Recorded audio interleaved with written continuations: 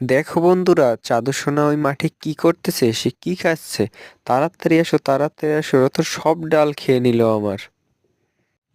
তোমরা হয়তো ভাবছো যে ওর ঘাস খাওয়া আমি তোমাদের ভিডিওতে কেন দেখাচ্ছি। আসলে এর কারণ হচ্ছে ও শীতের রাতে নিজে থেকেই হয়েছিল, তো আমরা দেখতে পাইনি। আমরা যখন দেখি খুব ঠান্ডার মধ্যেও পড়েছিল। সেই থেকেই মানে খুব ও দুর্বল শারীরিকভাবে অনেকটা।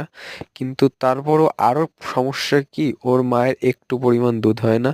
পরে মা অন্য বাড়ি থেকে দুধ রোজ করে 250 করে করে এরকমের দুধ এনে ওকে খাইয়েছে। তো ওর পুষ্টির অনেক চাহিদা রয়ে গেছে, যা পুষ্টি পূরণ হয়নি। কারণ জানোই তো, একটা শিশু বাচ্চা যখন মায়ের দুধ পায় না, তখন কিন্তু তার অনেক ঘাটতি থাকে তখন শারীরিক। এই জন্য ও এখনই ওকে ঘাস খাওয়ানো হচ্ছে। আমার খেতে ডাল হয়েছিল, তো ডাল শাক খেলে পরে কিছুটা শক্তি পাওয়া যায়।